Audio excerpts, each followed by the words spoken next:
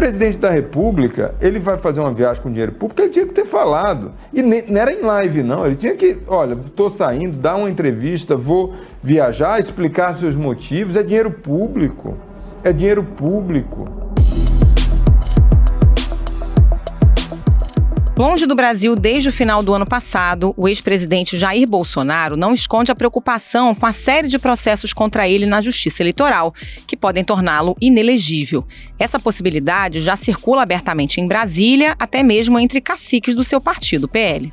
Foi uma lambança em que o Valdemar Costa Neto ele cedeu aos caprichos do presidente Jair Bolsonaro, que não consegue digerir a derrota, né? Mas se o presidente Jair Bolsonaro não digere a derrota, os partidos aliados dele e o Centrão ali, todos eles já estão se acomodando à nova situação. Os ataques dos bolsonaristas radicais contra a sede dos três poderes em Brasília, no dia 8 de janeiro, são considerados elementos que devem acelerar os processos contra o ex-presidente. Afinal, na visão de governistas, o discurso negacionista de Bolsonaro sobre as urnas foi elemento central para incendiar a multidão de radicais. Os ataques foram muito fortes, ficou muito patente a destruição da sede dos três poderes e também, claro, o fato de que Jair Bolsonaro, com uma nova postagem, reforçou toda uma forma de tentar atacar as instituições, especialmente um presidente eleito, a justiça eleitoral. Mas há entre os aliados do presidente Lula uma preocupação com o ritmo dos processos. Hoje, as ações contra Bolsonaro no Tribunal Superior Eleitoral estão a cargo do ministro Benedito Gonçalves, ligado a Alexandre de Moraes, presidente da Corte. Mas Gonçalves deixará o cargo em novembro e será substituído pelo ministro Raul Araújo, visto como mais palatável pelos bolsonaristas. O corregedor-geral eleitoral, ministro Benedito Gonçalves, abriu investigação contra o presidente Jair Bolsonaro e aliados por terem posto em dúvida o resultado das eleições. No fim da noite de segunda-feira, Gonçalves atendeu a um pedido do PDT para incluir uma minuta golpista encontrada na casa do ex-ministro da Justiça, Anderson Torres, nos autos de uma das ações contra Bolsonaro. Delicada situação jurídica do ex-presidente e como os ataques em Brasília podem complicar seu futuro nos tribunais são o tema do Ao Ponto dessa terça-feira. Nesse episódio, eu, Felipe Parini e Carolina Moran conversamos com o repórter da coluna Malu Gaspar, baseado em Brasília, Rafael Moraes Moura. O Ao Ponto dessa terça-feira, 17 de janeiro, começa agora. Vem com a gente.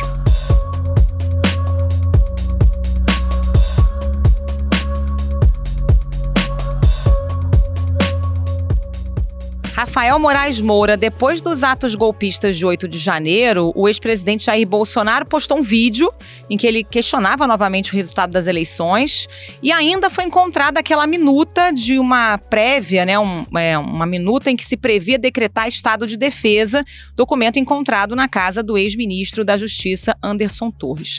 Tudo isso turbina as ações contra o ex-presidente Bolsonaro nas conversas que você tem tido aí com integrantes do TSE e também no meio político? O que a gente tem percebido aqui em Brasília, Carol, é o seguinte: está fechando o cerco sobre o presidente Jair Bolsonaro e sobre o clã do presidente Bolsonaro em várias frentes. E uma dessas frentes é o Tribunal Superior Eleitoral. Por que o TSE é tão importante, né? Mesmo passando as eleições? Que a gente está acostumado a falar de TSE, geralmente no ano eleitoral, na véspera das eleições. Só que nesse ano, nessa ressaca eleitoral que a gente está vivendo, o TSE vai ter um papel-chave, porque lá estão tramitando ações que investigam a fracassada campanha de Jair Bolsonaro à reeleição. E nessas ações, o Bolsonaro é investigado por abuso de poder político, econômico e uso indevido dos meios de comunicação. Essas ações são movidas pelo PDT do Ciro Gomes, né, que fez aquele pedido para incluir a minuta na ação, pelo PT e até pela Soraya, a senadora Soraya do União Brasil, que participou, né, disputou a presidência da República, mas teve um desempenho muito pífio, muito inexpressivo, mas ela está lá atormentando o Bolsonaro, digamos assim, no TSE. Então, esse ano, a expectativa é o que vai acontecer com a sobrevivência política do Bolsonaro. O TSE vai declarar ele inelegível ou não. Rafael, todos são 16 ações tramitando que envolvem o ex-presidente no TSE nesse momento. E tem algumas delas que têm relação mais direta com os episódios da semana passada, né? Perfeito. E nessas ações que investigam a campanha do Bolsonaro e do Braga Neto, né, no ano passado, elas investigam abuso de poder político, abuso de poder econômico e uso indevido dos meios de comunicação. Essas ações são movidas pelo PT, Partido dos Trabalhadores, pela campanha do presidente Lula, pelo PDT do Ciro Gomes e pela Soraya Tronic, aquela senadora que disputou a presidência pela União Brasil. E aí você tem essas ações todas nas mãos do mesmo ministro, o Corregedor-Geral da Justiça Eleitoral, ministro Benedito Gonçalves. Por quê? Porque essas ações, é horrível falar juridiquês, tá, gente? Mas eu vou tentar ser didático aqui. São AGEs, são ações judiciais e eleitorais de investigação. E aí, essas ações, pelo regimento do TSE, vão para o corregedor. Então, o corregedor que está cuidando de todas elas, e aí ele vai dar o prosseguimento aos casos. Ele tem dado sinais de celeridade, está despachando rápido, e virou uma nova dor de cabeça para os bolsonaristas no TSE, além do presidente do TSE, Alexandre de Moraes. E nessas ações, elas investigam, por exemplo, o uso político do 7 de setembro, que acabou virando um comício eleitoreiro para o presidente Bolsonaro, para o então presidente Jair Bolsonaro, aquela famosa reunião com embaixadores no Palácio da Alvorada, em que o então chefe do executivo fez novos ataques contra as urnas eletrônicas, se lembram daquela reunião no Alvorada?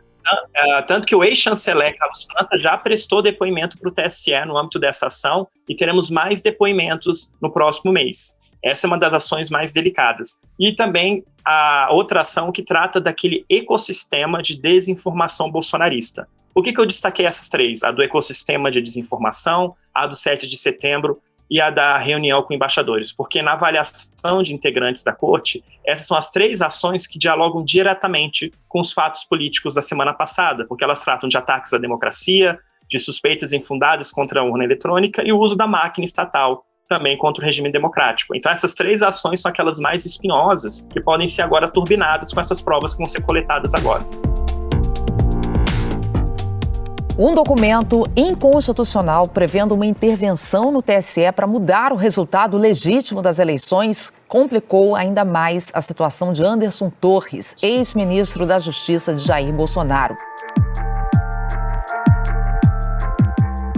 Pois é, você até mencionou o pedido do PDT para incluir a minuta que foi encontrada na casa do Anderson Torres em algumas dessas ações, né? Pois é, existe uma polêmica aqui nos bastidores que envolve um pouco até a disputa dos partidos de oposição a Bolsonaro pelo protagonismo político. Então, o PT, por exemplo, acha que as provas que já foram coletadas até agora, ou seja, antes de toda a polêmica dos atentados terroristas, já são suficientes para caçar Bolsonaro. Então, o PT tem muita pressa para julgar logo o Bolsonaro, e aí, pelo menos pelo que eu ouvi de alguns integrantes do partido, eles acham que tudo que já foi coletado até o final do ano passado já basta para declarar o Bolsonaro inelegível. Já o PDT está querendo turbinar e botar mais provas de acusação. Qual é a questão, Carol, quando a gente coloca mais provas? Você vai demorar mais a tramitação do processo, né?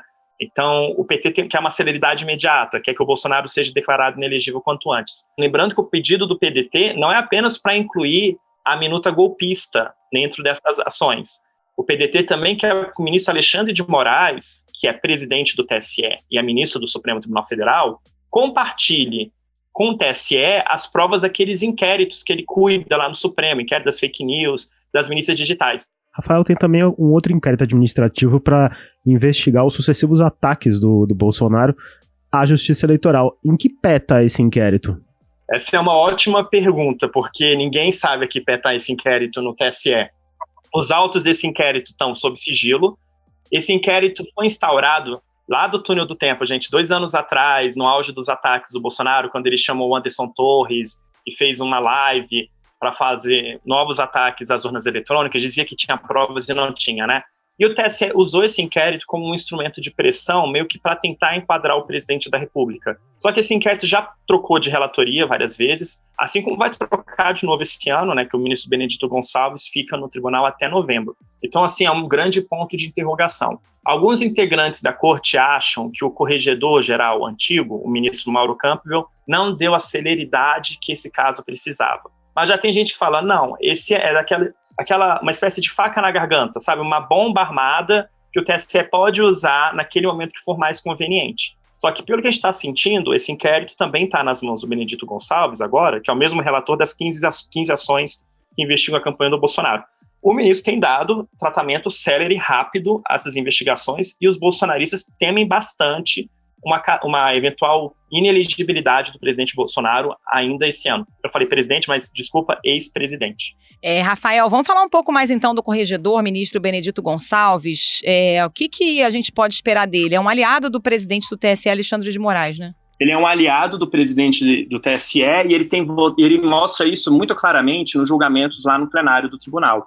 O TSE, gente, ele é um tribunal híbrido, ele é formado por 7 ministros, né? E 3 são do Supremo, 2 são do STJ, outros 2 são advogados. E o que acontece? Hoje, na situação atual, o presidente Alexandre de Moraes, ele mantém um controle no plenário. O Alexandre de Moraes, hoje, ele conta com uma maioria que garante para ele quase sempre vitória nos casos mais importantes. E o Benedito é esse aliado, um fiel aliado do ministro Alexandre de Moraes. A gente teve muitos julgamentos apertados de placar 4-3, em que o Alexandre de Moraes teve o voto do corregedor do lado dele. O mais emblemático era o que tratava de Lula pode ou não chamar Bolsonaro de genocida, e por 4-3 o TSE entendeu que fazia parte da crítica política e que esses vídeos não deviam ser apagados. Então, eles trabalham muito alinhados um com o outro, eles se dão muito bem. E aí, posso entregar um spoiler aqui do que vai acontecer em novembro? Por favor. Claro. Em novembro, o que acontece? A gente tem essa dobradinha até agora entre Alexandre de Moraes e Benedito Gonçalves, só que em novembro o mandato do ministro Benedito chega ao fim.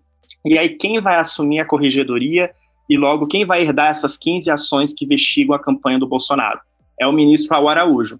Gente, não sei se vocês se lembram, mas o Raul Araújo ele deu algumas decisões polêmicas no ano passado. A mais famosa delas foi a que proibiu manifestações políticas de artistas no Lollapalooza. Foi duramente criticado pelos colegas, foi visto como censura. Durante a participação no show da banda Fresno, o cantor Lulu Santos classificou a determinação como censura. Cala a boca, já morreu. Quem manda na minha boca sou eu. Censura, nunca mais. Ele também, no fim do ano passado, deu um único voto contra aquela aplicação de multa para o PL, partido do Bolsonaro. O Alexandre de Moraes deu uma multa de 22,9 milhões, vocês se lembram desse caso, né? Foi no final do ano passado. O PL fez acusações contra as urnas e ganhou essa multa de 22 milhões. O Raul Araújo foi o único voto que não concordou com o Alexandre de Moraes por achar a multa exagerada. E ainda tem mais. O Raul Araújo disse que o Lula não podia chamar o Bolsonaro de genocida. Ou seja, o Raul Araújo é um ministro que é muito mais palatável para os bolsonaristas e é por isso que o PT tem tanta pressa em querer que o TSE julgue Bolsonaro até novembro, até esse deadline que é a troca da corregedoria. O Partido dos Trabalhadores, que é o partido do presidente Lula, acha que com a saída de Benedito Gonçalves, o Alexandre de Moraes perde um fiel aliado. Logo, uma eventual punição a Jair Bolsonaro fica mais difícil.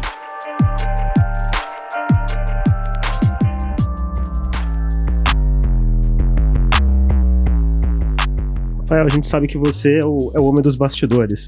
E já tem algum sinal dos bastidores do que seria esse início do período do Raul Araújo na corregedoria? A gente já sabe das decisões passadas, você até citou a decisão do Lollapalooza, que foi um episódio emblemático naquele momento do Brasil. Mas nos bastidores, o que se comenta dessa iminente chegada dele à corregedoria geral do TSE? Pois muita gente me pergunta, e aí, como está o clima no TSE? Eu falo, gente, hoje, Brasília, 17 de janeiro, às 12 horas, o clima é o seguinte, porque existe realmente, atualmente, um clima, está se formando um clima terrível, né, para dizer o Galvão Bueno, né, está se formando um clima terrível. Só que aí vão ter tantas trocas no TSE ao longo desse ano que fica difícil um pouco a gente cravar alguma tendência. Porque eu falei na mudança do corregedor, certo? Que o Raul Araújo vai assumir a corregedoria. Só que aí vão ter novos ministros que vão chegar. Então a gente vai ter que acompanhar um pouco a dinâmica do tribunal, porque isso vai mexer com a correlação de forças. Posso também, vou entregar um outro spoiler aqui, tá, gente? Em maio desse ano, tem uma mudança que é muito também emblemática, que é o ministro Ricardo Lewandowski, que é um ministro que foi indicado pelo presidente Lula, ele vai se aposentar porque ele completa 75 anos. E ele faz parte do TSE. Quem vai entrar no lugar dele é apenas o ministro Cássio Nunes Marques. Cássio Nunes Marques foi indicado pelo Jair Bolsonaro ao Supremo Tribunal Federal. E no Supremo ele tem dado uma série de decisões favoráveis ao Bolsonaro. Então, assim, a troca de Lewandowski por Cássio Nunes Marques também vai impactar o TSE como um todo. Porque eu estou falando para vocês de um tribunal que tem 7 ministros. Então, qualquer mudança de um ministro, o tribunal pode pender para um lado ou para o outro. Tem gente que acha que, apesar dessas trocas, eu falei com o ministro da Corte, e que falou o seguinte, olha, já é Bolsonaro inelegível na Nova Zelândia. Mas eu perguntei, e essas mudanças que vão ter, vai sair o Lewandowski, vai chegar o Cássio, depois essa pessoa falou, não, um ministro da Corte acha que, apesar de todas essas trocas, que a situação do Bolsonaro continua delicada, mas a gente vai ter que acompanhar muito isso, vai depender das provas que vão ser coletadas nos próximos dias, ao longo dessas investigações dos atentados terroristas, da disposição do Alexandre de Moraes de compartilhar essas provas com o TSE. Ele já fez isso em anos anteriores, tá, gente? Ele compartilhou o inquérito das fake news com uma ação que investigava o disparo de mensagem em massa. Lembra que em 2018, que foi aquela grande polêmica da campanha do Bolsonaro?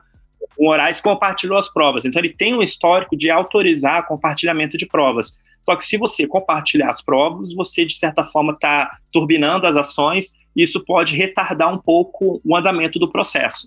Então, assim, o TSE é um ator político super importante, mesmo um ano depois das eleições, e a gente vai ter depoimentos que vão ser coletados no mês que vem. O ex-ministro da Casa Civil, Ciro Nogueira, vai ser um deles. Ele vai ser ouvido naquela ação que trata da reunião com embaixadores no Palácio da Alvorada. Então tem muita coisa acontecendo, tem muitas frentes paralelas ocorrendo, tem um inquérito administrativo, tem essas 15 ações, e cada ação tem um andamento peculiar. Os bolsonaristas temem bastante a ação do 7 de setembro, a da reunião com embaixadores e a do ecossistema de desinformação. Eles acham que essas são as mais robustas e as que dialogam mais com os fatos políticos essa semana. Logo, como elas tratam do mesmo pano de fundo, você conseguiria conseguir mais provas para justificar a declaração de inelegibilidade do presidente, do ex-presidente. E não é só o Lewandowski que sai, né? Tem outras mudanças, tem mais dança das cadeiras no TSE, né? É uma dança das cadeiras super animada, Carol. Vai sair o Lewandowski, vem o Cássio Nunes Marques, e aí tem 2 ministros da cota dos juízes, que é o Carlos Sorbach e o Sérgio Banhos. Os ministros da cota dos jurados, eles são considerados mais conservadores, menos propensos a caçar mandatos e tudo, porque eles são indicados pelo presidente da República. Então isso coloca eles numa situação mais politicamente delicada, digamos assim. E aí um deles vai embora do tribunal, que é o Sérgio Banhos, o outro, Carlos Sorbach, pode ser reconduzido ao cargo. E aí nessa dança de cadeiras tem um ministro substituto, que é a Maria Cláudia Buchianeri, que pode ser efetivada. Posso falar rapidinho dela, que eu acho que é um personagem também muito interessante para a gente botar aqui na roda, uma peça no nosso tabuleiro. Olha só, ela chegou ao TSE por indicação de Bolsonaro e com apoio do Arthur Lira e de lideranças do Centrão. Aí você vai falar, então o Lula não vai querer ela. Só que ela atuou na campanha do Lula em 2018. Então, tipo, ela tem uma frente ampla de apoio, digamos assim, né, que vai do Arthur Lira pro presidente Lula. Ela, em 2018, lembra que o Lula acabou sendo considerado inelegível porque ele tinha sido condenado na Lava Jato, mas ela estava ali reforçando o time jurídico do PT. Então ela tem um bom trânsito entre diferentes partidos políticos. E essa vaga de ministro da cota dos juristas, ela tem uma dinâmica própria. O Lula não pode chegar lá no Palácio do Planalto, pegar um papel e falar, vou indicar fulano de tal. Não é assim que funciona. O Supremo Tribunal Federal faz uma lista de 3 nomes, uma lista tríplice, aprova esses nomes e manda para o presidente da República. Então isso limita um pouco a escolha do Lula. Ele tem que indicar um dos 3 nomes da lista. E aí quem vota na lista são os 11 ministros do Supremo. Só que o Alexandre de Moraes, por ser presidente do TSE, o que ele vai fazer? Ele também vai tentar direcionar a lista, botando nomes que apoiam ele, que são mais alinhados com ele no plenário. Rafael, você até brincou, né, que tem muita gente já dizendo que Bolsonaro é inelegível na Nova Zelândia, tem a expectativa pelas trocas, tem já processos mais avançados, mas essa ideia do PT de esse mundo perfeito, que para o PT que seria a conclusão de tudo no primeiro semestre, isso é possível? Porque em tempos normais seria uma tramitação relâmpago, né, para os padrões da corte. Exatamente, olha, eu sou botafoguense, então eu vou fazer uma referência ao Garrincha. O Garrincha falava, só falta combinar com os SUSs, né? Então, só falta combinar com o TSE, né? O PT quer que o Bolsonaro seja punido nesse ano, só falta combinar com o TSE. Conversando, pegando uns bastidores com o pessoal do TSE, o ministro Benedito Gonçalves, que é o relator dessas ações que investigam a campanha do Bolsonaro, ele tem mostrado a interlocutores que esse tipo de processo demanda tempo.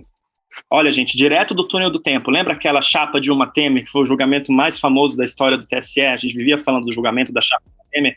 As ações foram julgadas 2 anos e meio depois da campanha à presidência. Aquela ação contra o Bolsonaro por disparo de mensagem em massa foi só julgada 3 anos depois. Por falta de provas, o Tribunal Superior Eleitoral arquivou 2 pedidos de cassação da chapa eleitoral Jair Bolsonaro-Hamilton Mourão. Mas entendeu que houve irregularidades no disparo em massa de informações mentirosas nas eleições de 2018. Então essas AGs, essas ações judiciais de investigação, elas demandam tempo, porque o ministro vai coletar depoimento, ele pode determinar quebra de sigilo bancário, telefônico, pode ter compartilhamento de provas. É por isso que o PT quer uma tramitação rápida e acha que as provas que já existiam são suficientes, né? Pelo que eu senti, eles não concordam muito com a estratégia do PDT, do Ciro Gomes, de turbinar as AGs.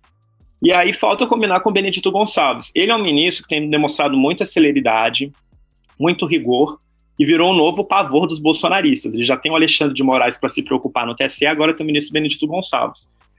Pelo que eu estou sentindo, o termômetro é de que é difícil julgar ainda nesse semestre, mas que o ministro tentaria julgar, sim, antes dele deixar a corregedoria em novembro. Então você teria ali, tem um recesso de julho, né? Estou pegando já o calendário aqui nas mãos para me ajudar. Aí tem o que é agosto, setembro, né? Outubro, então ele teria 3 meses no segundo semestre para cuidar disso. Mas é aquela coisa, vai depender de uma série de variáveis, inclusive da disposição do TSE de querer punir Jair Bolsonaro. E apesar de ser um julgamento técnico, jurídico, com as teses jurídicas e tal, a gente sabe que os ministros levam em conta também o termômetro político do país, né? A avaliação hoje, dentro do PT, do PL, do TSE, é de que os acontecimentos políticos da última semana fragilizaram bastante Jair Bolsonaro. E qual é a consequência direta disso? O ex-presidente fragilizado, com menos capital político, fica mais vulnerável ao tipo de punição. A gente não sabe como vai ser o retorno do Bolsonaro ao Brasil, ele vai conseguir mobilizar as massas, a extrema-direita vai ser muito ativa, vai mobilizar multidões, tudo isso conta e pesa, sim, na decisão final.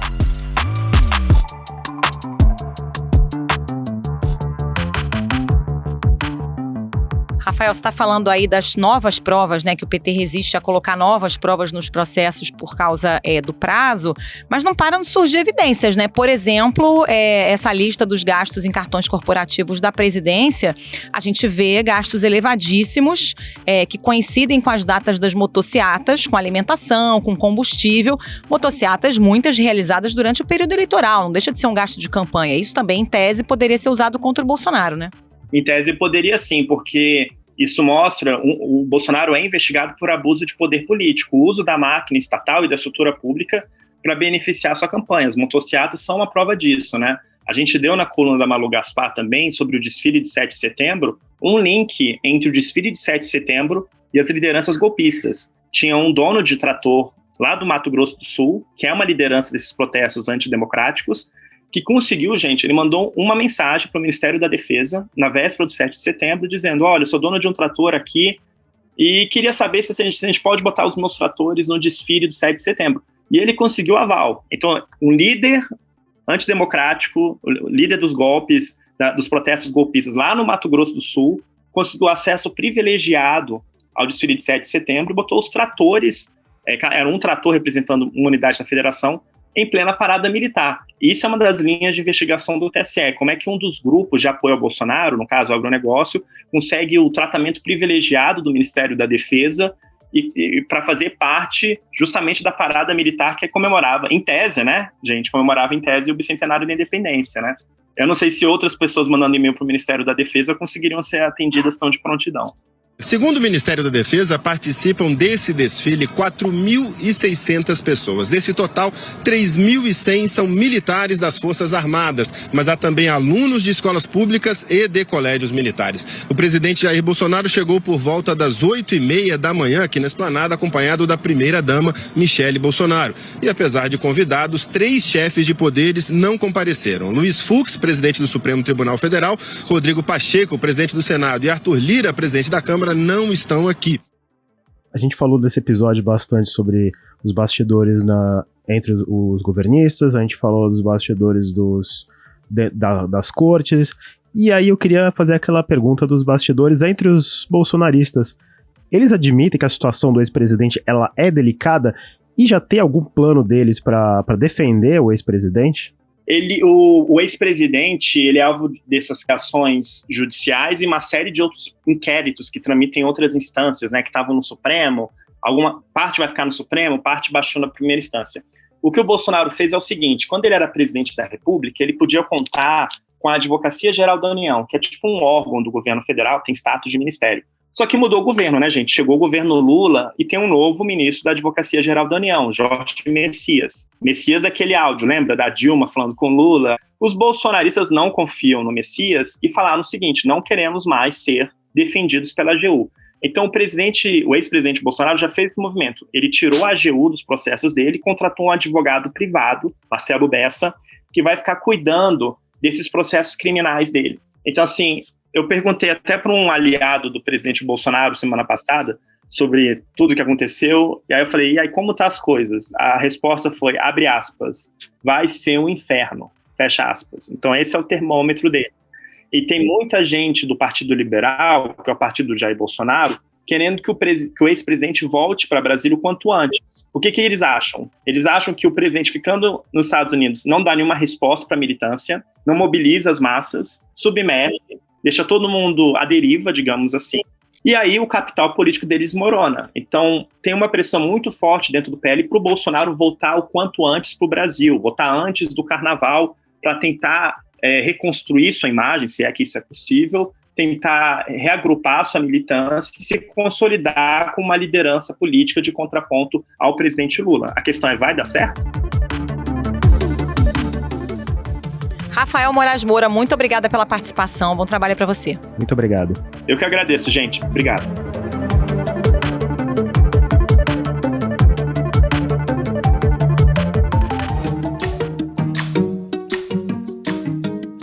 Esse foi o Ao Ponto de hoje, o podcast diário da redação do Globo. Nessa conversa a gente conta com a participação de toda a equipe do jornal, as mesmas pessoas que levam até você informação e análise de qualidade todos os dias. Quer saber mais? Assine o Globo. Acesse assineoglobo.com.br e confira todas as notícias e reportagens especiais. A edição desse episódio é de João Guilherme Lacerda. Até mais. Até mais.